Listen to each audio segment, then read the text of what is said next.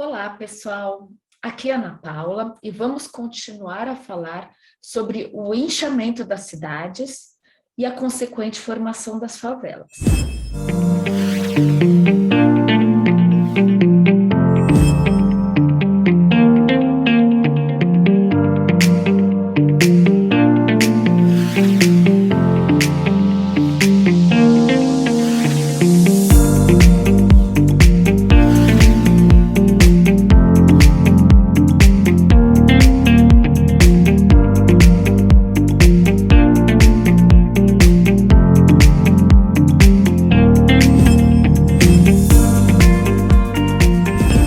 As favelas tiveram origem na cidade do Rio de Janeiro, em meados do século XIX.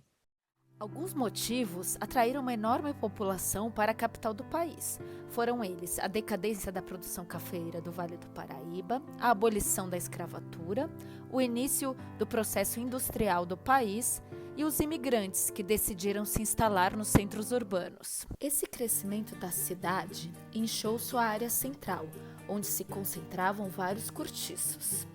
Mas a partir de 1893, o prefeito Cândido Barata Ribeiro iniciou uma perseguição aos cortiços, considerados insalubres, demolindo o cortiço Cabeça de Porco, um dos maiores e mais conhecidos da época. Esse despejo desalojou cerca de 2.000 pessoas que conseguiram permissão para construir suas casas no Morro da Providência, onde se originou a primeira favela do Brasil. Também em 1897, após a Guerra dos Canudos na Bahia, cerca de 20.000 soldados retornaram ao Rio de Janeiro e foram morar também no Morro da Providência.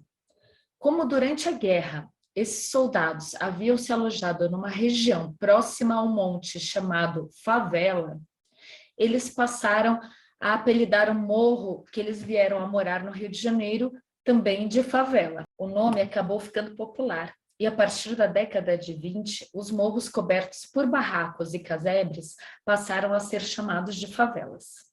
Outro acontecimento que teve grande importância na reurbanização da cidade do Rio de Janeiro e também no inchamento das favelas e casas nas áreas mais periféricas da cidade foi a chamada Revolta da Vacina. Essa revolta foi uma rebelião popular contra a vacina anti-varíola que aconteceu em novembro de 1904. Quando o presidente Rodrigues Alves assumiu o governo em 1902, as ruas da cidade do Rio de Janeiro acumulavam toneladas de lixo. Com isso, o vírus da varíola se espalhava facilmente. Havia também uma proliferação de ratos e mosquitos, transmissores de outras doenças também fatais, como a peste bubônica e a febre amarela, que matavam milhares de pessoas anualmente. Decidida a reurbanizar e sanear a cidade, Rodrigues Alves nomeou o engenheiro Pereira Passos para prefeito do Rio de Janeiro e o médico Oswaldo Cruz para diretor da Saúde Pública. Com isso, iniciou-se a construção de grandes obras públicas, o alargamento das ruas e avenidas e o combate às doenças. Só que a reurbanização da cidade do Rio de Janeiro sacrificou e muito as camadas mais pobres da cidade, que foram desalojadas, pois tiveram seus casebres e seus cortiços demolidos. Além disso, com as demolições, os aluguéis na região central da cidade subiram muito. A população mais carente, sem outras opções, foi obrigada a se mudar para longe do trabalho e também para os morros, aumentando ainda mais a construção das favelas. Mas era necessário combater o mosquito e o rato, que eram os transmissores das principais doenças. Por isso, o intuito central da campanha era acabar com os focos das doenças e o lixo que se acumulava pelas ruas da cidade. Primeiro, o governo resolveu fazer uma estratégia e anunciou para a população que ela pagaria por cada rato que fosse entregue às autoridades. Só que o resultado disso não foi o esperado. Acabaram surgindo muitos criadores desses roedores que entregavam os ratos a fim de conseguir uma renda extra. Várias charges de jornais da época criticavam tanto a campanha de caça aos ratos como o próprio médico Oswaldo Cruz. Devido às fraudes, o governo suspendeu a recompensa pela apreensão dos ratos. Só que a campanha de saneamento acontecia com o autoritarismo das autoridades públicas. As casas eram invadidas e vasculhadas. Além disso, não foi feito nenhum esclarecimento sobre a importância da vacina ou da higiene. Então, o médico Oswaldo Cruz, contratado para combater as doenças, impôs a vacinação obrigatória contra a varíola para todos os brasileiros com mais de 6 meses de idade. O resultado foi que políticos, militares da oposição e a população da cidade se opuseram à vacina. A imprensa não perdoava Oswaldo Cruz, dedicando-lhe charges cruéis, ironizando a eficácia do remédio. Agitadores incitavam a massa urbana a enfrentar os funcionários da saúde pública, que, protegidos pelos policiais, invadiam as casas e vacinavam as pessoas à força. Era também uma questão de costume. Numa sociedade onde mostrar os braços para tomar a vacina podia ser considerado imoral. Os mais radicais chegavam a pregar a resistência à bala, alegando que o cidadão tinha o direito de preservar o próprio corpo e não aceitar aquele líquido desconhecido. O descontentamento se generalizou, somando aos problemas de moradia e ao elevado custo de vida, resultando na chamada revolta da vacina obrigatória. Entre 10 e 16 de novembro de 1904, as camadas populares do Rio de Janeiro saíram às ruas para enfrentar os agentes da saúde pública e a polícia.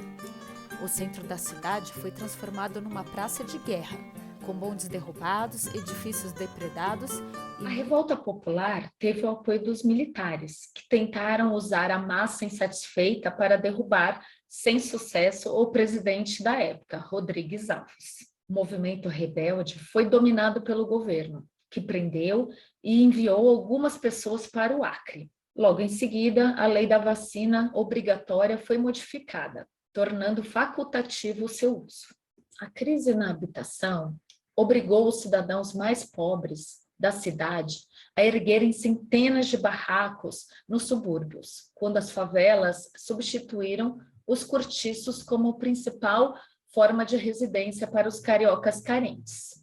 Foi também nessa década que começou a favelização na cidade de São Paulo e foi se acelerando nas décadas seguintes em função do enorme fluxo de imigrantes vindos de outras regiões do Brasil em busca de trabalho e de melhores condições de vida.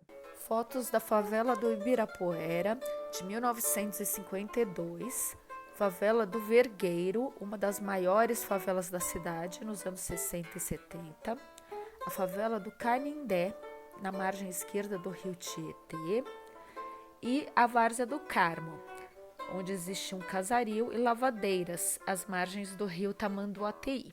Atualmente, a cidade de São Paulo concentra a maior quantidade de favelas do Brasil, sendo considerada a cidade mais favelizada do país, ao lado do Rio de Janeiro. A região metropolitana de São Paulo tem hoje 2 milhões de pessoas, o equivalente a 11% da sua população, vivendo em favelas e outros assentamentos irregulares, segundo dados do censo de 2010. As duas maiores favelas de São Paulo são a de Paraisópolis, maior favela da capital, segundo o censo de 2010, e Heliópolis, também uma das maiores da cidade. Desde que esses aglomerados foram criados, o termo favela tornou-se geralmente atribuído a qualquer área empobrecida de uma cidade. Enquanto tudo isso acontecia, o Brasil também passou por mudanças importantes na política, deixando de ser império e tornando-se república.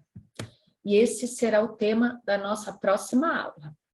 Até semana que vem. Espero vocês lá.